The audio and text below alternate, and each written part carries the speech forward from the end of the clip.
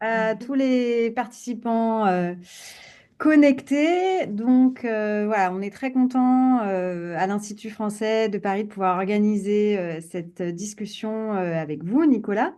Donc on Merci. organise dans le cadre du mois du documentaire qui a lieu chaque mois au mois de novembre, on organise une résonance à l'international avec une programmation de documentaires sur notre plateforme IF Cinéma.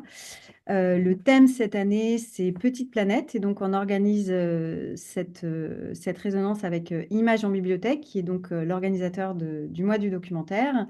Et donc, on a souhaité organiser une rencontre avec vous, Nicolas, puisqu'on a mis deux de vos films en avant, Ghost Song et État limite, voilà, dans ce cycle. Donc, je remercie la CID avec qui nous collaborons par ailleurs toute l'année, qui a accepté de modérer cette discussion. Donc, merci beaucoup, Aurélia Barbet.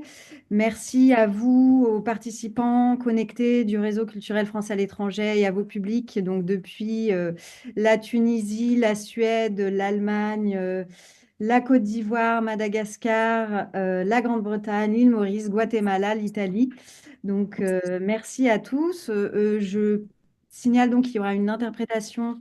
Il y a une interprétation donc en russe pour le public russophone Asie centrale. Voilà, donc je vous laisse juste choisir le bon canal d'interprétation sur les icônes en bas.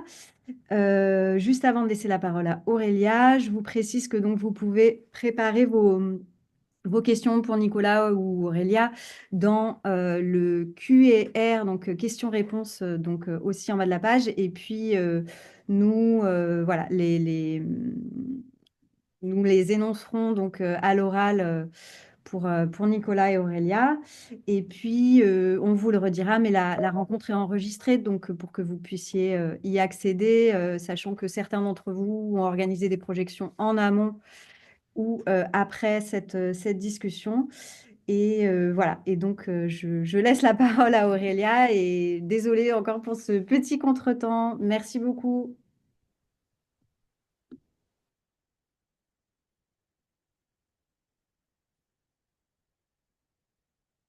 Je vais activer le son. Voilà. Est-ce que vous m'entendez? Ça marche à présent? Ok, super. Salut tout le monde. Salut Nicolas. Salut. Bonjour à toutes et à tous. Donc moi, je représente la CID. En fait, je fais partie de la CID en tant que cinéaste. Et peut-être je commence par dire deux mots de la CID pour celles et ceux qui ne connaissent pas l'association, qui est donc une association de cinéastes qui existe depuis presque 32 ans maintenant. C'est l'association du cinéma indépendant pour sa diffusion, c'est l'acronyme de l'ACID. Et, et c'est une association qui repose en fait sur un pari un peu à la fois simple et complètement fou. C'est des cinéastes qui sont soutenus et qui soutiennent à leur tour d'autres cinéastes dont ils aiment le travail et dont on accompagne régulièrement une vingtaine de films par an dans les salles un petit peu partout en France et à l'étranger également. La CID, c'est une programmation cannoise aussi chaque année, depuis le début de sa création, où on va à Cannes avec 9 films, 6 films français et 3 films étrangers. Donc, ce sont des films qui seront soutenus au moment de leur sortie. Et parallèlement à ça, on soutient tout au long de l'année une dizaine de films supplémentaires. Donc en tout, c'est à peu près 20 films que les cinéastes de la CID accompagnent. C'est-à-dire on écrit sur les films, sur les films qu'on soutient, on organise, enfin on fait partie comme... c'est la raison pour laquelle moi je suis avec vous aujourd'hui, puisque j'avais à l'époque sélectionné avec d'autres le Ghost Song, le film de Nicolas, dans la programmation cannoise. Et je suis par ailleurs cinéaste soutien d'État Limite. Voilà. Donc c'est de participer à ces rencontres, discussions, et c'est aussi accompagner le film en salle, écrire sur le film. Voilà un petit peu le travail au quotidien de la CID. Donc, il y a à peu près 120 cinéastes, 150 cinéastes qui sont membres de la CID. Et à côté de ces cinéastes, il y a une équipe de 8 salariés qui font un travail tout le long de l'année pour que tout ça soit possible. Voilà. Donc, juste pour expliquer aussi d'où je parle, moi, aujourd'hui, dans une conversation avec Nicolas. Euh, alors, moi, je vais commencer à tisser un petit peu des questions autour des films de Nicolas, mais n'hésitez pas, je ne sais pas s'il y a un endroit où je peux voir des questions arriver ou si vous pouvez me faire signe, Marine ou Emmanuel. Oui, oui, bien N'hésitez sûr, pas, bien à sûr. n'importe quel moment, vous pouvez nous arrêter, poser des questions. Enfin, l'idée, c'est que ce soit une rencontre, une conversation et pas, forcément un monologue ou une masterclass, quoi. Même si ça s'appelle comme ça, je ne sais plus, pardon. Mais, pardon. Euh, voilà. Donc, Oui, moi, pareil, je demandais à Emmanuel si vous aviez vu. Je pars du principe que vous connaissez peut-être un petit peu déjà le travail de Nicolas, ou que vous avez vu certains de ses films, ou que vous allez peut-être à la suite de notre conversation avoir envie de les découvrir. Mais j'avais envie, pour commencer, peut-être de repartir bah, ouais, je ne sais pas si on peut appeler ça une trilogie, mais en tout cas de tes trois derniers films. Donc Southern Belle, qui date de 2017, Ghost Song, qui date de 2021 et donc est à limite qui date de 2023. Euh, on essaiera peut-être après de tirer des fils rouges qu'on peut retrouver dans les trois films. Euh, mais peut-être, j'avais envie quand même de parler un peu de Southern Belle et de ce que ça raconte pour poser peut-être la rencontre que toi tu as eue avec le personnage de Taylor et de ta présence à You et des rencontres qui t'ont amené après euh, à faire Ghost Song dans la même ville. Merci Aurélien déjà pour cette introduction. Et c'est vrai que l'acide, ça a été assez important déjà dans la découverte d'une typologie de cinéma. La première fois que je revenais des États-Unis, j'ai vécu beaucoup aux États-Unis. Je me souviens avoir vu un film l'acide un peu par hasard au Luxor et je me suis dit tiens, c'est vraiment un cinéma que je connaissais pas trop et qui existe et qui peut se faire de cette façon-là, qui mélange vraiment plein de formes, qui est un peu à la lisière voilà, qui est très libre dans sa façon d'être, même dans ses productions. Et donc, ouais, pour moi, c'est important qu'un endroit comme ça existe et que son existence soit comprise un peu partout, enfin entendue en tout cas. Euh, attendez, j'ai un autre, j'enlève tous mes écouteurs, pardon, parce que comme j'étais pas supposé faire sur le... Tu m'entends là, Aurélien? Vous m'entendez? T'entends? Ouais, ok. Excusez-moi, hein, problème technique. Bien non. Donc je disais voilà et donc c'est sûr voilà merci pour cette introduction. Moi j'ai commencé à rencontrer un peu avoir en tout cas envie de faire du cinéma. D'abord c'était amateur. Je faisais plutôt du théâtre comme comédien. Euh, et j'ai commencé à faire une classe de nuit aux États-Unis, à New York, avec une dame qui s'appelle Suzanne Batson, qui donnait des cours, qui est une coach, qui allait sur des tournages de gens un peu connus et tout ça, mais qui avait une école, en fait, elle était insomniaque, elle avait une école qu'elle faisait la nuit, où c'était chacun entrait et payait ce qu'il pouvait payer à ce moment-là. Et c'était assez marrant parce que c'était vraiment... t'avais de tous les milieux qui se croisaient, c'était sur la 42e rue. Et ça a été ma première introduction comme ça, déjà un peu à la mise en scène, parce qu'elle mettait en scène des pièces de théâtre. Euh, et ça m'a tout de suite donné envie en parallèle de faire du cinéma, sauf que j'ai pas vraiment fait d'école dans le sens classique du terme. Donc j'ai monté mes premiers petits courts-métrages avec des amis comme ça, un peu fait à l'arrache, qui m'ont permis un peu, qui ont fait œuvre d'apprentissage, enfin d'école. Et du coup, vraiment, la première fois où j'ai eu envie de faire du cinéma, ça a été d'abord une rencontre personnelle. C'est là que j'ai fait Southern Belle, donc mon premier film. Et je l'ai jamais envisagé, c'est un documentaire, mais je l'ai jamais envisagé comme un documentaire. Je me suis toujours dit que ça allait être un film. On sait pas trop à cette époque-là la forme documentaire, pas documentaire. Et il s'avère que le personnage entre guillemets principal du film, Taylor, était mon ex, qu'on avait une histoire d'amour très forte et qui s'était ensuite transformée en une amitié très forte aussi pendant des années et des années. Et une dizaine d'années après cette histoire d'amour, on reste proche. Et je rencontre un peu la ville enfin, elle m'introduit à la ville de Houston. Euh, et j'y vis un peu, je passe quelques mois là-bas. Et c'est une ville aux premiers abords, qui peut paraître très conservatrice. L'aéroport s'appelle George Bush. Moi, j'avais l'idée Texas enfin, j'avais plein de clichés. J'imaginais que j'allais rencontrer des cow-boys et tout ça, mais en fait, c'est pas du tout. Je me rends compte que c'est la ville de la NASA, que c'est une ville aussi qui a fait naître des artistes punk, hip-hop hyper intéressants. Et je me souviens qu'elle était venue me chercher à l'aéroport et que la première chose qu'elle met comme musique à l'époque, c'était des cassettes, c'était DJ Screw. Et là, ça a été un choc musical. Euh, je me souviens très bien, c'était une espèce j'écoutais cette musique qui sort, il faisait très chaud, il faisait 50 degrés, c'était l'été, enfin ressenti 50 degrés en tout cas. Et je me souviens de cette musique hyper forte, complètement ralentie, genre une nouvelle forme de hip-hop qui mélangeait un peu le punk et plein de choses. Donc déjà, je me dis, tiens, il y a un truc dans cette ville comme ça, vraiment aux antipodes de ce que ça présente, de l'apparence que la ville peut avoir, la ville de pétrolier, etc. Et ensuite, elle m'introduit à sa famille, à son cousin Will. Et donc, d'un moment, je décide de, pas tout de suite, mais je lui en parle et j'avais envie de faire un portrait sur sa famille, sur elle. Elle avait une histoire assez particulière. Elle venait d'une famille de pétroliers.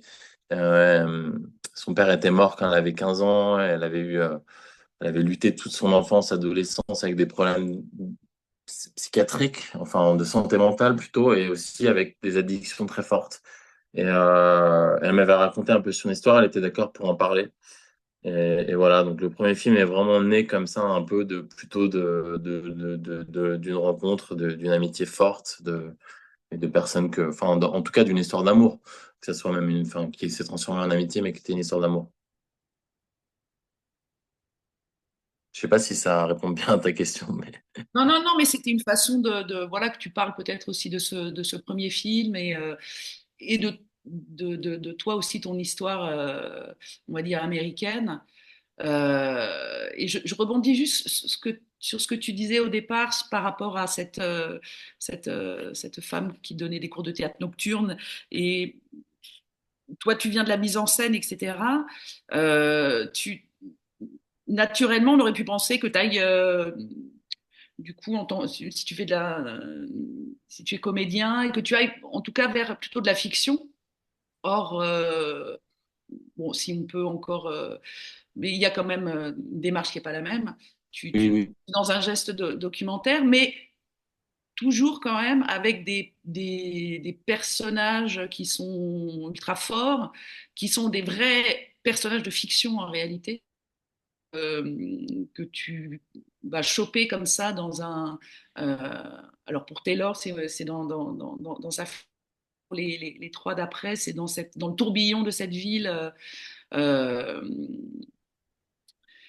de Houston, menacée en plus pour Ghost Song par cette espèce d'ouragan là, qui menace de dévaster la ville à n'importe quel moment. Donc, c'est comme si dans ton geste documentaire, il y avait des ingrédients, je dirais, enfin, presque de fiction et que tu étais. Enfin, non pas, ouais, que tu recherchais un petit peu ça. Quoi. Ouais, c'est vrai que c'est toujours été, bah, je te disais, alors, en fait, il y a deux choses un peu qui s'entrechoquent. Il y a une espèce de friction, une envie très forte de faire de la fiction et en même temps, à chaque fois, l'envie de partir sur un projet, de commencer quelque chose naît du réel. Et donc, je suis toujours un peu avec ces deux. avec cette contradiction-là, enfin, pour l'instant, peut-être que ça va changer, mais là, à chaque fois, ça a été des rencontres et qui m'ont donné une envie très forte de les suivre, de voir ce qui se passe, et toujours en me disant, bah, je vais en faire un film, je vais en faire un film, et finalement, bah, voilà, c'est un documentaire qui se fait. Euh, avec Taylor, c'était aussi une rencontre de personnes qui me paraissaient plus fictives que le réel ou qui avaient ce truc-là, ouais, très romanesque dans leur façon d'être, de vivre, de parler, même hors caméra, qui m'a tout de suite donné envie de faire du cinéma ou du cinéma documentaire. Mais moi, c'est vrai que aussi, en même temps, en parallèle de ce théâtre que je faisais avec cette dame la nuit, etc., il y avait aussi beaucoup de. J'ai été saisi la première fois par ce qui m'a donné, enfin l'amour enfin en tout cas mon côté cinéphile, c'était plutôt des films qui venaient un peu du réel, comme Les Frères Mazel aux États-Unis, Grey Garden ou voilà des films un peu plus du néoréalisme italien, mais il y a toujours cet aspect très ancré dans la réalité, avec des personnes qui parfois jouent leur propre rôle. Et donc, c'est vrai que en tant que cinéphile, en tout cas, le cinéma qui me plaît, euh, c'est un cinéma qui est proche du documentaire. Euh, et là, il s'avère que voilà, c'est les personnes qui m'ont donné envie de faire ça un peu plus entre guillemets sérieusement. C'était des gens que j'ai rencontrés dans ma vie personnelle, avec qui j'ai passé du temps, avec qui j'ai vécu. Pour l'instant, c'est resté sur cette lignée-là, quoi, de quelque chose qu'on partage ensemble et qu'on raconte, enfin en tout cas qu'elle me raconte dans ces formes-là, mais avec une envie quand même commune aussi, parce que des personnes que je filme, pour moi, font partie aussi de la construction du film, de la narration. Taylor, elle est créditée par exemple à l'écriture du film, donc le fait qu'elle raconte son histoire, celle qui l'a écrite un peu aussi, toute ça, il y a une voix off dans le film. Et pareil avec les personnes dans Ghost Song, Bloodbath, Will et, David font partie de la construction du film, de la narration. Et on mis aussi d'une certaine façon, leurs pattes dans ce qui se passe dans le film. Par exemple, avec Bloodbath, qui est la rappeuse dans Ghost Song, je me souviens que je lui avais dit, voilà, j'aimerais bien faire un film sur l'ouragan à Houston, que ce soit un documentaire un peu voilà, qui est cette ligne qui brouille un peu les pistes entre la fiction, le réel. Elle était d'accord et je lui ai dit, je voulais faire un truc sur ta musique, sur la musique de Houston, sur l'ouragan. Elle m'a dit, en fait, on parlait souvent hors caméra, on dînait ensemble. Elle m'a dit, en fait, j'aimerais bien que ça soit un film sur les gangs parce que c'est ce qui est en train de se passer dans ma vie en ce moment. Et, euh, et donc voilà, c'est ça que j'adore avec le documentaire, c'est cette forme aussi un peu collective, quoi. Mais là, tu racontes aussi la force du lien que tu as avec les gens que tu filmes. Enfin, oui, il y a vraiment quelque chose. Euh, c'est plus que des protagonistes, quoi. Taylor qui signe aussi il signe le film avec toi presque. Je pense à une scène notamment dans Ghost Song, moi à l'époque, qui m'avait vraiment frappé, c'est la fameuse scène où Will chante avec enfin règle ses comptes à coups de chansons interposées avec son oncle, quoi. Et typiquement, t'écris cette scène en fiction, tu te dis ouais, c'est pas mal, l'idée est bien, quoi. Et le fait que ce soit là leur vie qui se joue, ça prend une dimension bah, que la fiction ne peut pas amener, quoi. Il y a un truc très fort et, et je trouve qu'il y a vraiment ça dans tes films, ces espèces de moments qu'on ne peut pas voir enfin, que j'ai pas vu ailleurs, moi. Enfin, il y a des choses comme ça. Est-ce que peut-être tu peux dire quelques mots de cette séquence et peut-être s'il y a des gens qui ont vu le film comme ça. Ah, bien sûr, ouais, c'est ça, c'est aussi ça que j'aime, je pense, mais avec toutes les formes qui viennent un peu du réel, c'est que c'est des choses qu'on peut vraiment pas inventer et qu'il faut réussir juste à saisir à ces moments-là. Et là, par exemple, pour la scène dont tu parles, c'est vrai que c'est une scène, à chaque fois que je montre le film, on me parle de cette scène. Et ce qui est marrant, c'est que c'est une scène, moi, que j'avais ratée à la base en cinéma direct. J'avais filmé Will et sa copine qui est en train de se régler des comptes en chantant comme ça, parce qu'ils chantent un peu tous, les gens que j'ai filmés à Houston aussi, ils ont ce truc-là un peu. Certains sont professionnels, d'autres jouent un peu pour le plaisir comme ça, mais il y a ce truc de la musique très forte à Houston, un peu toujours d'une façon improvisée, jazz, un truc qui mélange de jazz, de blues. Et là, j'avais assis, en fait, je faisais la fête avec eux, on était invités à une soirée et Will arrive, c'était la première soirée que je le rencontre, c'était pendant Southern Bell, et Will arrive, amené par Taylor, et il se règle des comptes avec sa copine comme ça. Et il commence à chanter, il disait des trucs très durs. Il lui disait à elle des trucs très durs. Et tout d'un coup, elle repart en chantant. Et je me souviens que j'étais complètement halluciné par cette scène que j'avais filmée. Et à l'époque, c'était mon premier film. J'avais encore vraiment techniquement pas mal de problèmes. Bon, j'en ai toujours un peu, mais là c'était vraiment grave. Et du coup, le son a tellement été mal pris qu'on a perdu cette scène. Et pendant des années, parce que ça a duré longtemps, hein, entre Southern Bell et Ghost Song, il se passe 2, 3 ans, même plus, je crois. Et pendant des années, je me dis, j'ai raté une scène incroyable. Ça me faisait penser à. C'était une scène qui m'avait offert comme ça. Ça me faisait penser à vraiment des trucs un peu du néo-réalisme italien et tout. Je me dis, on est dans le sud des États-Unis. Et un jour, on est chez David, donc l'oncle de Will, et on parle, on fait un peu on filme un peu, on essaie toujours un peu de jouer entre le docu et la fiction. Et je sens que c'est très, voilà, c'est très artificiel, surjoué, ce qu'ils disent n'est pas forcément très intéressant. Et donc, à un moment, avec Laetitia, qui était ma chef-op à l'époque, qui est toujours ma chef-op, le film, on l'a filmé à 2, 3, mais là, elle filmait cette scène. Euh, et on leur dit de s'asseoir, et elle cadre, et elle leur dit, bah allez, faites-le en chantant. Mais je savais que David, quand même, avait voilà, ce truc avec la musique, où on passe du temps dans des karaokés le lundi soir. David aussi, David chantait pardon, Will chantait dans des bars, souvent, devant un public. Donc c'est tous les deux des gens, enfin, des chanteurs, musiciens, quoi. En tout cas, ils ont cette, ce truc avec la musique. Et du coup, en fait, en chantant, au début, ça commence comme ça, petit à petit. Et en chantant, en fait, finalement, le, les vrais, les vrais rancœurs, enfin, les vrais traumas familiaux commencent à ressortir, les rancœurs entre les deux, et les accusations, etc. Et voilà, donc d'un truc très artificiel, en fait, on est passé par la musique qui a rendu la chose plus organique. Et là, tout d'un coup, ça s'est tellement bien passé pour nous que David, quand on finit à la fin de la scène par s'énerver, où il se casse, on se fait virer de la maison de David. Donc voilà, des trucs vrais sont ressortis et ça les a plutôt rapprochés finalement. Sur le moment, ils se sont fâchés, ils ne se sont pas parlé une soirée. Mais après, là, depuis, il y a eu un truc qui est du fait de cette musique-là et d'avoir exprimé quelque chose comme ça qui était un peu enfoui. Et ben, ça a créé quelque chose entre les deux, voilà, cette relation un peu toujours un peu problématique, mais qui est là en fait et qui existe de cette façon-là. Et peut-être que la musique, ça a permis de mettre dans la chanson, en tout cas, ça a permis de mettre quelque chose comme ça. En tout cas, c'est ce que j'aime bien me raconter, quoi.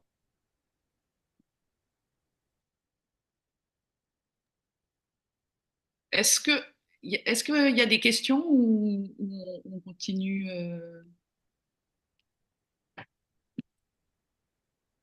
Vous pouvez continuer, Aurélia. D'accord, ok, très bien. Euh, si je tire en tout cas cette ligne de la construction de tes personnages, peut-être pour parler d'État limite, c'est aussi presque un personnage de fiction. Comment tu... Bon, là, on est dans une autre... on n'est plus aux États-Unis, on est en France, dans un hôpital, donc c'est... Mais c'est d'une certaine façon, c'est encore une fois un personnage très fort dans un décor avec quelque chose qui menace. Et voilà, tu navigues et tu explores à l'intérieur de cet espace-là, quoi, avec lui. Ouais, merci pour ta question. Euh, c'est vrai que, bah, pareil, c'est vrai que là, bah, en fait, aussi, ça a été pas mal dû aux circonstances de la vie.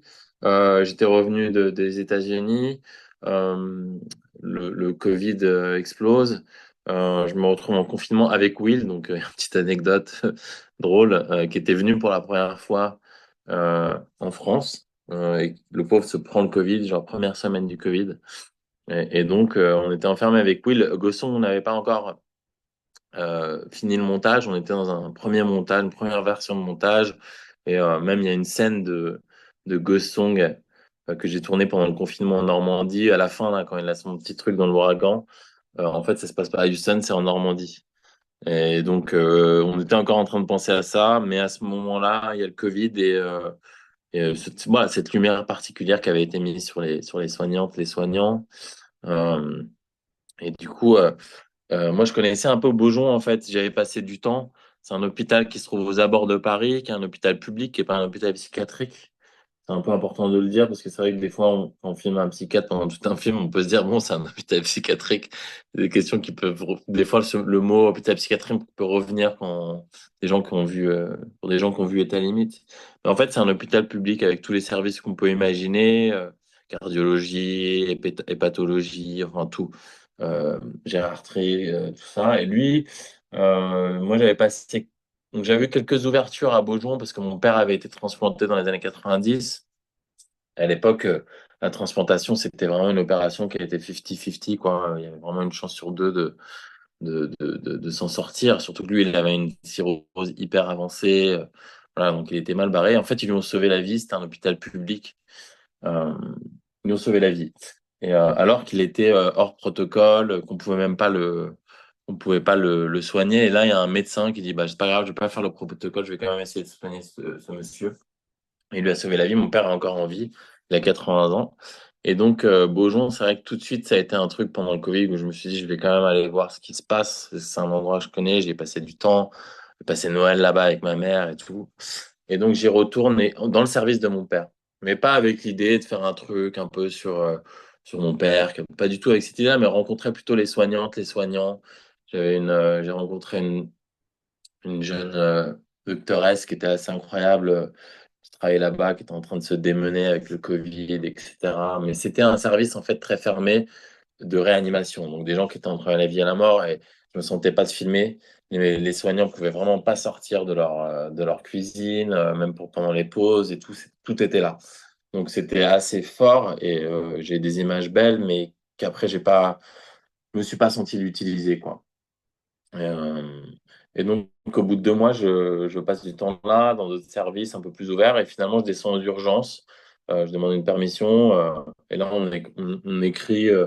Enfin, j'avais les préventions, il y avait un protocole à respecter, etc. Mais là, on met un peu partout mon nom avec l'équipe. On va tourner, donc si vous n'êtes pas d'accord, dites-le. Et je rencontre pas mal de gens aux urgences, des infirmières, des infirmiers, aides-soignantes, aides-soignants, chefs, cadres, etc. Quelques patients. Et, euh, et au bout de quelques jours, là, je vois ce type qui arrive avec sa blouse, son regard un peu fou, des baskets. Et je me dis, tiens, qu'est-ce que c'est? Enfin, il avait vraiment une façon de se comporter un peu différente du reste des personnes qui étaient là. Et il y avait les flics qui avaient amené un type qui était en garde à vue pour se faire évaluer par le psychiatre, en fait. Parce que le type était en train de faire semblant d'être fou pour éviter la prison. Puisqu'il avait fait un truc, il avait commis un acte criminel, je sais plus quoi, et du coup, il devait aller en prison, sauf que lui était en train de. On le voit un peu dans le début du film, était en train de jouer la comédie. Et donc, Jamal l'évalue, mais il voit qu'il a un cocard, il voit que les policiers sont sous tension, qu'il y a cette tension entre lui. Et donc, il se dit, je vais temporiser, il garde le type en truc. Et je le vois agir, en fait, je le vois réagir avec la police, avec le type qui est là, avec ses collègues. Et je me dis, tiens, lui, il a vraiment une façon particulière de soigner. Et j'ai l'impression qu'il soigne les patients, les patientes, mais aussi les institutions. Et du coup, je commence à le filmer et là, il m'embrouille. Il me dit, qu'est-ce que vous faites? Il pensait que j'étais un journaliste, en fait, parce qu'à l'époque du Covid, on n'en pouvait plus. Il y avait des trucs tout le temps là-dessus et tout ça. Et j'éteins un peu la caméra, je lui explique, là, il est d'accord. Et après, on part leur caméra et on devient assez potes assez vite. On sent qu'on a des atomes crochus. Et je lui envoie, il me demande de voir mon film. Il était OK pour que je le suive, parce que moi, je suivais plein de personnes à ce moment-là. Et je lui envoie Certain Bell. Je me dis, là, c'est foutu, parce que quand même, Certain Bell, il a un peu trash, le film. Dedans, on voit des gens en train de se droguer, etc. Voilà. Et en fait, le lendemain, c'est plutôt le contraire. Il me dit, ouais, moi, j'ai bien aimé. Ok. Et en fait, ça a changé complètement sa façon d'être avec moi, qui se rend compte que j'avais pas peut-être un regard journalistique ou je sais quoi, je ne sais quoi. Et du coup, il s'ouvre et en fait, il m'embarque un peu dans ce truc-là. Il me présente à ses patients, patientes et voilà, je le suis. Là, je vois que, en fait, ce qui m'a donné envie aussi par rapport aux autres soignants et soignantes qui étaient formidables, mais qui n'avaient pas cet accès à tous les services et aussi à la psychiatrie, qui est un truc, moi, qui me touche aussi, je pense, personnellement. Donc, c'est sûr que tout d'un coup, le fait que ça soit un psychiatre, les patients et tout ça, c'est quelque chose que je connais et ça m'a donné envie de suivre. Je pense que c'est toujours aussi des choses un peu inconscientes, tout d'un coup, qui font naître ce désir, quoi, d'en savoir plus. Et Après, c'est vrai que sa façon de parler, que je trouvais assez quand même marrante pour un jeune type de 33 ans. Il y avait un côté un peu romanesque. On a l'impression qu'il sortait d'une autre époque. Et tout ça, ça a été, comme tu dis, aussi des aspects un peu de fiction. Ou en tout cas, tu disais qu'il y avait une personne là qui avait ce côté un peu cinématographique aussi, qui est important, au-delà du sujet et de qui est vraiment la personne. Enfin, qui est vraiment la personne, si, mais il y a, il y a une envie aussi voilà, il y a je trouve que moi, c'est la forme aussi, la façon de parler, sa dégaine, son regard, pour moi, est tout aussi important que ce qui se passe dans le film. Mhm. Mais c'est un peu, c'est de la mise en scène déjà un peu ça, d'avoir ce où tu vas choisir toi tes personnages avec avec cet ensemble de petites choses quoi, de, de, de bouger, Ouais. de et j'avais une question par rapport à ta façon de travailler. Tu parlais de la chef opératrice avec laquelle tu as collaboré. Est-ce que tu as une bande avec laquelle tu fais tous tes films? Est-ce que, est-ce que, par exemple, pour Bell, vous étiez combien? Il y avait quelqu'un à l'image, au son, toi, ou c'était plus. Comment tu organises tes tournages? Bah, pour l'instant, comme c'est des tournages qui sont faits vraiment avec les moyens du bord, qu'on était toujours. Sound Bell, ça s'est fait vraiment. Avec une bande de potes, quoi. C'est une amie qui est venue me voir, qui avait un peu de. Je lui parle de Silent Bell et qui avait un peu de. Qui avait des. Qui avait réussi à trouver des fonds, un peu de fonds en racontant l'histoire à un type qui avait vendu. Enfin, c'est un peu une histoire improbable. Bon, je vais pas vous la raconter parce que ça prendrait des. On a un peu de l'argent qui est tombé du ciel grâce à une amie à qui j'avais raconté cette envie de faire ce film-là. C'est une amie qui sortait d'une école d'art plastique, je crois. Donc elle savait un peu filmer. Moi, je savais pas du tout filmer. Et donc j'en parlais tout le temps aussi de Sarah Bach. J'avais vraiment envie de faire ce film. Mais j'avais du mal à trouver les fonds. Je savais pas du tout comment marchait, fonctionnait la production, etc. Donc heureusement que cet ami est arrivé et m'a dit, bah viens, on le fait ensemble, on part, on va aux États-Unis, on rencontre Taylor. Et donc ça a commencé comme ça. Au début, ça s'est fait vraiment avec les moyens du bord. Il y a pas mal d'images qu'on a dû malheureusement jeter parce que voilà, on savait pas trop. Et en fait, après, j'ai fait venir, on a fait 2 tournages sur Saint-Domingue, j'ai fait venir un chef-op italien qui était un ami aussi et qui m'a aidé, qui nous a aidés. On était trois. La première fois, on était deux et la deuxième fois, on était trois. Après, j'ai commencé à filmer sur Ghost Song et j'ai fait venir en fait Laetitia, maintenant avec qui je travaille tout le temps parce qu'on s'entend vraiment bien. On a un peu, voilà, on a des affinités aussi,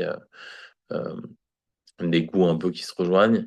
Et, et là, ça m'a quand même aidé. Il y avait des moments que je filmais seul, d'autres moments où elle filmait elle beaucoup aussi. Après, l'idée, c'est de créer une team où tout le monde sait un peu tout faire et on puisse tourner un tout petit peu. Donc de temps en temps, je filme. À d'autres moments, quand je suis seul, je prends le son et je filme. Là, sur État Limite, j'étais beaucoup seul. Mais aussi parce que j'avais envie de me donner cet exercice-là, de pouvoir être complètement libre, et de pouvoir partir comme ça enfin, sans trop attendre des financements. C'était un peu un fantasme parce que finalement, quand même des amis qui sont venus. J'ai ma compagne qui m'a beaucoup aidé. J'ai une autre amie, Cara, qui est venue m'aider de temps en temps sur le film aussi. Mais souvent, j'étais souvent assez seul. Mais c'est quand même toujours un peu les mêmes personnes avec qui on s'entend. Moi, sur le documentaire, enfin, en tout cas sur le documentaire comme ça, sur des petites équipes, c'est hyper important. Au-delà de l'aspect technique, etc., ou cinématographique, de s'entendre avec les gens, de pouvoir passer des bons moments, de rigoler, d'avoir Enfin, pour moi, ça, c'est hyper important qu'on se sente tous et toutes à l'aise, en fait. De pas avoir tout le temps à devoir, parce que comme c'est des choses qui se passent des fois sur le vif et tout, de pas devoir tout le temps avoir à justifier ce qu'on fait ou s'expliquer, qu'il y ait une espèce de compréhension comme ça assez rapide.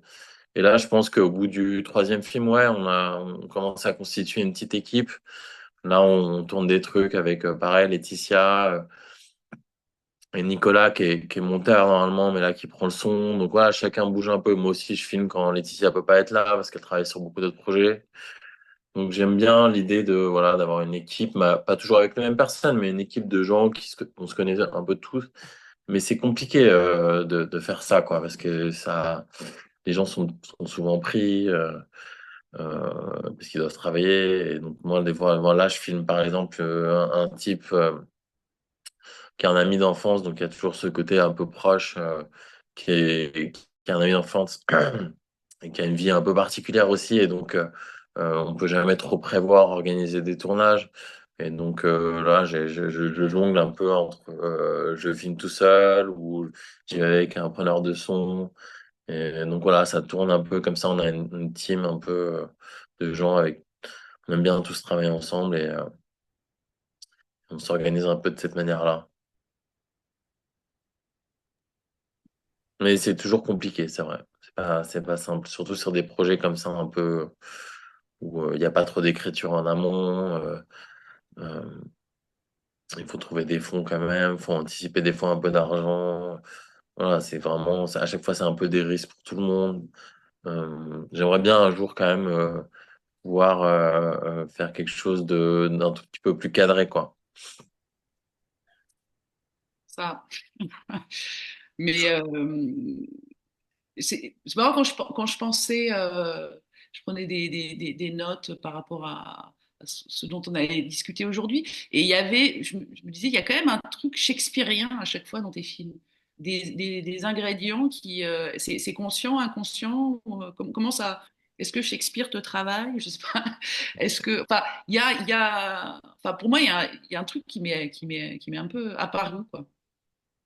Euh, Bah, alors peut-être que les personnes que je choisis ont ce côté un peu shakespearien, théâtral en tout cas. Et c'est vrai que Will, il a ce truc-là où je me souviens, j'ai des amis, qu'on l'a présenté à la CID à Cannes. On traînait pas mal le soir avec des amis d'ici, quoi, de français. Et ils me disaient, mais il est hallucinant ce type, il pourrait faire un monologue devant une poubelle. Il a ce truc-là un peu très poétique, quoi. Et je pense que peut-être que inconsciemment, je dois être touché par des personnes comme ça qui ont ce, cette verve, cette, cette façon de parler, ce côté un peu plus gros que nature, théâtral, des fois entre la vie et la mort, pour des choses. Enfin, avec Will, même quand on était confinés pendant le Covid, je me souviens que tout était très dramatique, même une balade dans la forêt. D'un coup, il pensait qu'un ours allait apparaître. Voilà, donc il vit un peu dans un théâtre en permanence. Je pense que j'ai un peu ce truc-là aussi, personnellement, où tout devient très dramatique. C'est des choses qui font partie un peu j'ai l'impression, de mon enfance, de mon éducation. J'étais dans un milieu théâtral aussi, donc peut-être que d'une certaine façon, euh, la frontière entre les deux, entre nos vies et ce qui se passait dans ce qu'on voyait, disait, etc., était un peu floue. Et du coup, c'est vrai que ça peut être très fatigant pour les personnes qui nous entourent. Mais aussi avec cette forme comme ça, avec le documentaire, dans le montage aussi, on peut peut-être aussi à un moment, il y a une écriture qui se fait où il y a oui, c'est vrai qu'il y a il y a de la musique, des choses qui sont peut-être un peu appuyées, exacerbées, exagérées, un peu moins dans l'état limite, parce que là, on était quand même contraint par le lieu, la géographie, les pas de Jamal, ce qui se passait à quand même respecter un certain réel. Mais dans Ghost Song, on a voulu vraiment appuyer ce truc-là. Et le hip-hop, c'est exactement ça. C'est pour moi, ça peut être très shakespearien aussi. Le rap, il y a toujours ce truc-là entre la vie et la mort, mais l'opéra aussi. Et donc, ça m'amusait un tout petit peu aussi au montage d'accentuer le côté théâtral. Mais là, je vois par exemple que je pense que c'est vraiment des trucs, des goûts un peu comme ça qui viennent de l'enfance ou des trucs qui nous ont un peu, dans lesquels j'ai grandi. Mais je vois que là aussi, par exemple, on filme des choses très réelles, mais ça se passe dans des endroits, la nuit, qui ressemblent un peu à des décors de théâtre. Là, il y a deux, trois endroits qu'on filme. On dirait vraiment que c'est un peu fait en carton-pâte. Qu'on a trouvé dans Paris. Et c'est des endroits après auxquels on est attiré. Avec Laetitia, par exemple, on y retourne souvent. On se dit, tiens, l'endroit, il est bien. On dirait un petit théâtre. Et le mot théâtre revient souvent. Après, Shakespeare, c'est vrai que c'est un truc que j'ai beaucoup étudié avec Suzanne quand j'étais aux États-Unis. Et c'est des pièces qui m'ont hanté, quoi. Mais je sais pas si je pense que ça doit avoir peut-être une relation avec les choix quoi qui sont faits, les histoires familiales, l'histoire de Taylor par exemple, de ces pétroliers comme ça pouvait être un peu Dallas. Il y avait aussi ce côté presque shakespearien entre toutes les traîtrises autour d'elle, les gens qui tournent autour, les fantômes du passé qui reviennent comme ça tout le temps. Il y a ça dans Hamlet aussi, les fantômes du passé, d'enterrer ces fantômes, etc. Le truc de la mort, quoi. Mais voilà, c'est jamais réfléchir en me disant je pense à Shakespeare à ce moment-là. Mais quand tu me poses la question, c'est vrai que c'est un auteur avec lequel aussi j'ai découvert un peu comme tout le monde le théâtre, quoi.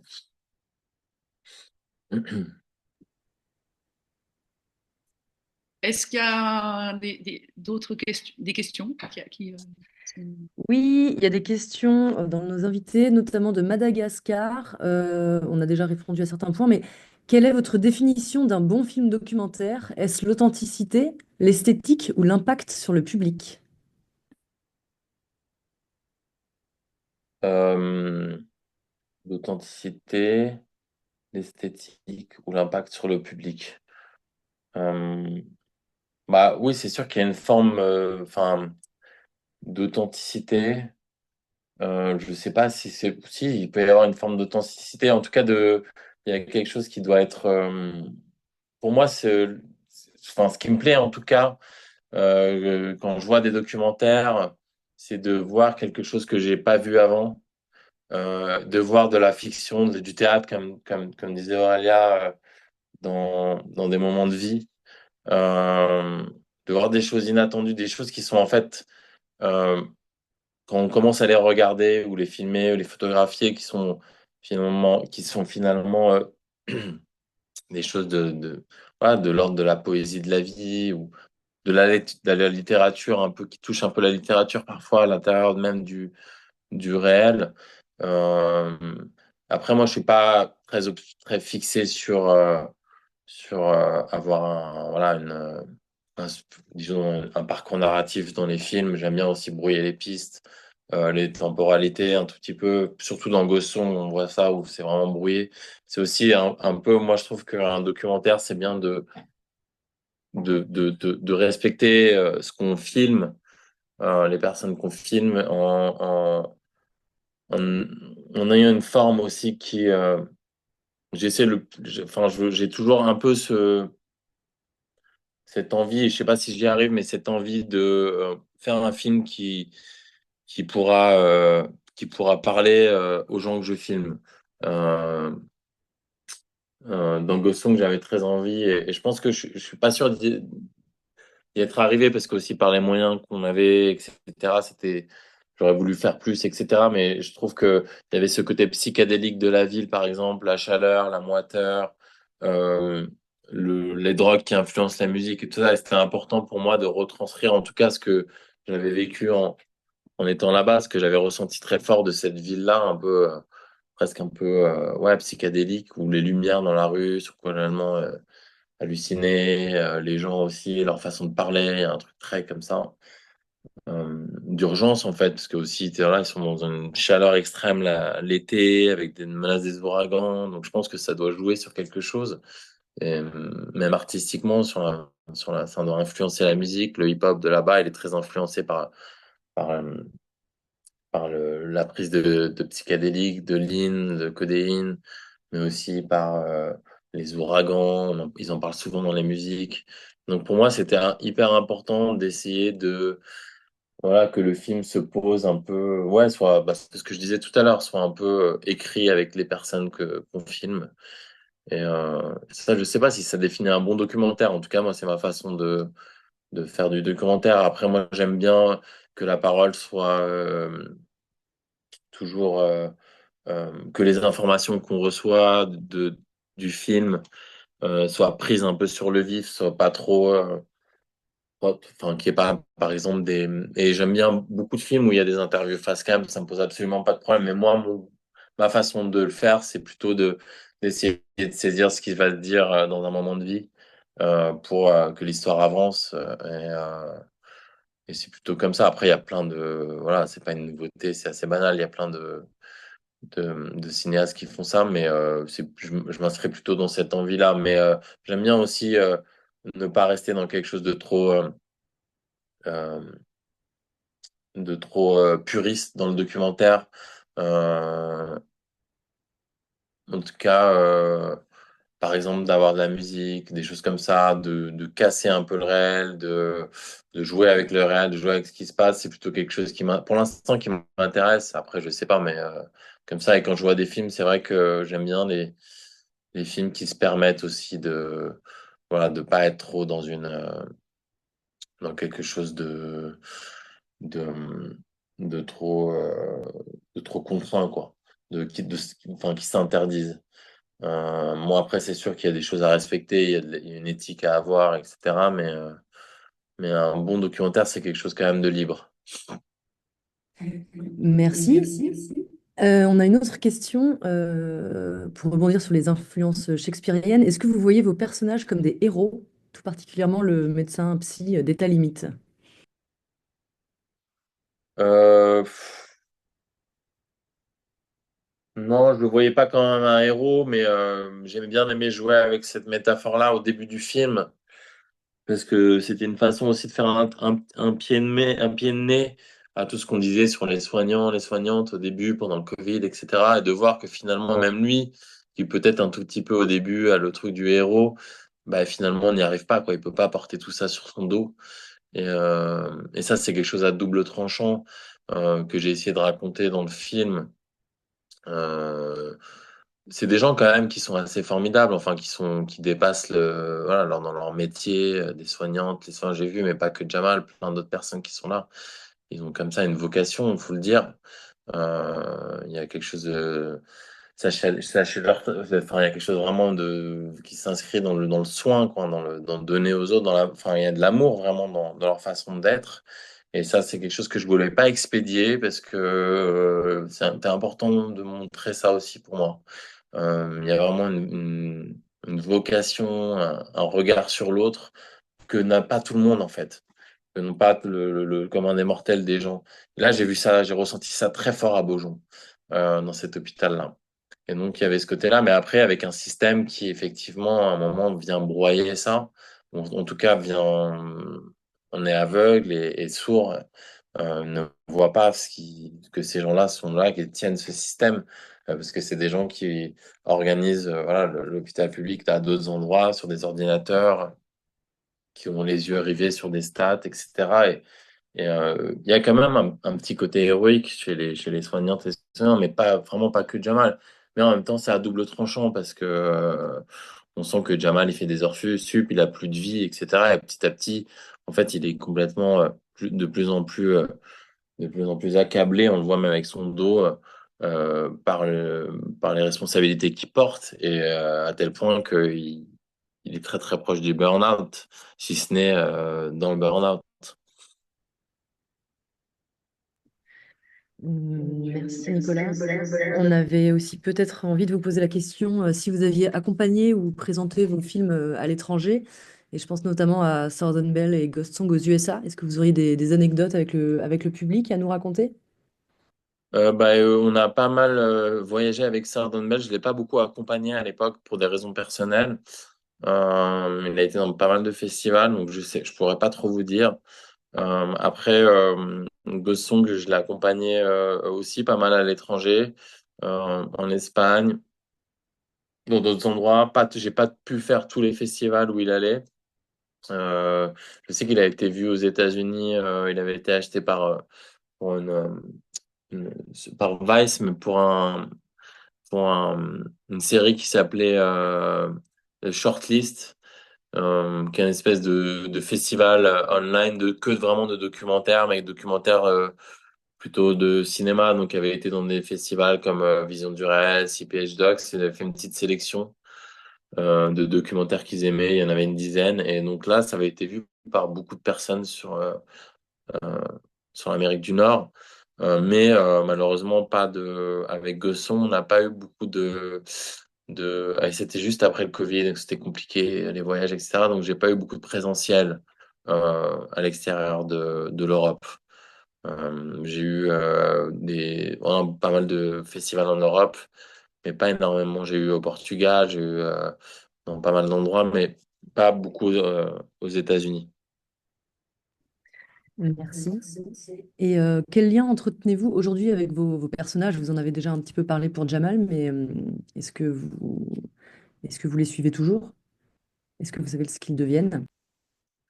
Je suis resté assez proche de pas mal des personnages enfin des personnes que j'ai filmées, notamment Jamal parce qu'on vit dans la même ville. Lui, il a arrêté de travailler à plein temps comme psychiatre. Il fait des missions euh, de temps en temps comme ça. Après, il était très jeune et après le film, il a eu quand même un moment difficile. Il a traversé un moment difficile et donc il fait des il fait il a passé du temps dans le milieu carcéral comme psychiatre. Ça a été très dur parce qu'évidemment là ce qui va autour de ça, la bureaucratie, l'institution, c'est encore plus compliqué qu'à l'hôpital. Et donc après ça, il s'est un peu posé, je pense. Et là, il fait des évaluations, mais comme ça, pas à plein temps, quoi. Donc, je sais pas exactement, il faudrait qu'il en parle lui, hein, mais je sais il est plutôt en ce moment, dans quelque chose d'assez, puisqu'à un moment, je pense il a passé 10 ans de sa vie que à l'hôpital, et donc là, il est dans quelque chose de plus doux, de prendre un peu son temps, voilà, il voit des patients de façon assez ponctuelle comme ça, à gauche, à droite, mais je pense qu'il réfléchit encore à comment envisager son métier comme il le veut lui, peut-être à l'intérieur d'une association, d'une institution, ou d'un hôpital qui fait les choses un peu différemment. Il y en a quelques-uns en France. Mais en tout cas, plus au sein de la PHP, où là, c'est vraiment, voilà, euh, c'était de plus en plus impossible pour lui de travailler comme il le souhaitait. Et du coup, ça générait des, voilà, des choses pour lui qui étaient inadmissibles. Merci. Aurélia et Nicolas, en tant que réalisatrice et réalisateur de la CID, en quoi faire partie de ce dispositif aide, en quoi est-ce que cela aide à faire circuler le documentaire? Euh, déjà, je parle de la programmation canoise de la CID et c'est, je pense, la programmation canoise qui offre le plus de place au cinéma documentaire. C'est-à-dire qu'à un moment donné, à Cannes, c'est un peu une visibilité très forte pour les films. Donc, et puis globalement, parmi les films qu'on soutient tout au long de l'année, sur la vingtaine de films, je n'ai pas les chiffres en tête, mais je pense qu'il y a beaucoup de films documentaires, quoi. Euh, et le soutien de l'ACID, peut-être je peux préciser un petit peu, l'ACID n'est pas une société de distribution en tant que telle, c'est-à-dire elle ne se substitue pas à la société de distribution, mais nous on intervient euh, une fois que le film est sorti, au bout de la troisième ou quatrième semaine, on prolonge euh, des séances dans les 250 salles de cinéma en France avec lesquelles la CID est partenaire. On prolonge un peu les séances du film avec des rencontres, soit avec le ou la cinéaste, soit avec les cinéastes soutenants. Donc donc ça fait mécaniquement des spectateurs et spectatrices en plus, quoi. Donc il y a un vrai regard, un vrai soutien tangible, en tout cas concret à cet endroit-là. Je ne sais pas si tu veux ajouter, peut-être préciser autre chose, Nicolas.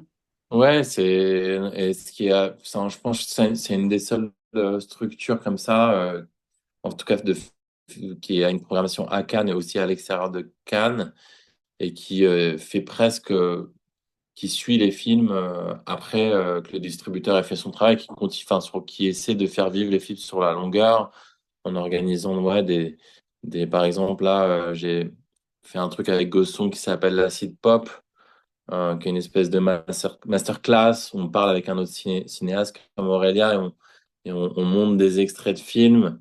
Et on a 4 petits extraits de films et on montre. Et c'est hyper intéressant parce que ça ouvre vraiment un débat et d'une façon assez différente.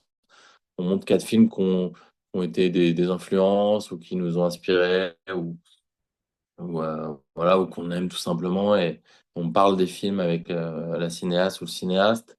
Et ensuite, on montre le film aussi, enfin, le film voilà, du cinéaste Acide. Et ça ouvre vraiment un débat de voir ces films-là de cette façon-là, de les ancrer dans une histoire du cinéma, de pouvoir en discuter avec tout le monde. Ouais. Il y a vraiment un suivi à l'Acide que je trouve hyper intéressant et qui est vraiment focus sur la salle aussi. Euh, et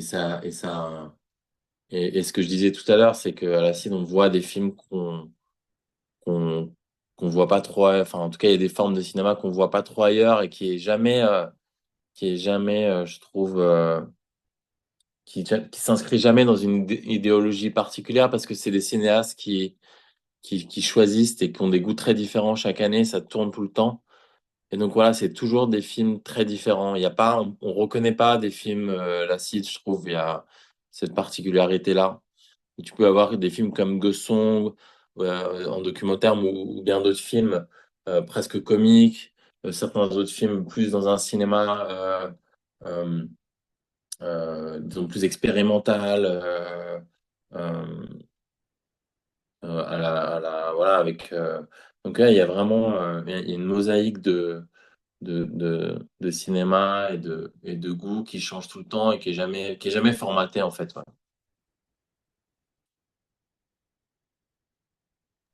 Merci. On a une dernière question de nos invités. Pensez-vous que le documentaire pourrait avoir plus d'impact sur la société que d'autres genres moins réalistes?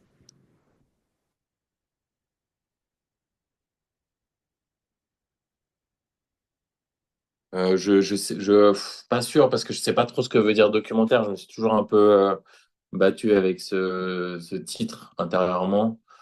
Moi, je pense que si on pouvait abolir le titre, ça serait pas mal parce que j'y crois pas trop. Euh, Après, voilà, ça dépend de. Il y a des reportages qui sont formidables et qui racontent quelque chose de très fort sur la société et qui peuvent effectivement peut-être ouvrir des consciences, mais comme tu as des films magnifiques qui peuvent faire ça aussi. Le documentaire, c'est sûr que c'est une forme plus compliquée en salle, par exemple. Après, bon, on le voit de plus en plus sur les plateformes de documentaires, mais je pense que oui, ça peut changer, enfin, en tout cas, ça peut toucher des personnes et c'est déjà pas mal. Merci beaucoup. Est-ce qu'il y a d'autres... Ah, pardon, Aurélia, vous vouliez parler? Il n'y a pas d'autres questions pour l'instant dans le chat. J'attends un petit peu. Écoutez, je vous remercie. On vous rappelle que la rencontre a donc été enregistrée et que nous partagerons cette ressource avec vous. Et on vous rappelle aussi que nous proposons un cycle acide sur la plateforme IF Cinéma. Je vous invite à aller le consulter. Et voilà, oui, avec les deux films, les deux derniers films évidemment de Nicolas Peduzzi, Et ta limite et Ghost Song sont disponibles. J'ajoute une dernière chose. Alors, Léa, vous voulez reprendre la Je ne parole? sais pas si c'est activé ou pas. Oui, c'est bon. J'ajoute une dernière chose pour rebondir sur ce que disait Nicolas par rapport aux acides pop. Donc chaque année, effectivement, il y a 5, 6, 8 films de l'acide qui rentrent dans ce dispositif qu'on a mis en place depuis 5 ans ou 6 ans maintenant, et que ces séquences-là sont filmées et sont disponibles sur le site de l'acide, si je ne me trompe pas. Donc voilà, vous pouvez par exemple voir l'acide pop consacré à Ghost Song de Nicolas, et puis d'autres acides pop, si ça vous intéresse, sur le site de l'acide. Voilà, pour info. Merci beaucoup, merci à tous Merci à vous. pour cette masterclass et à bientôt.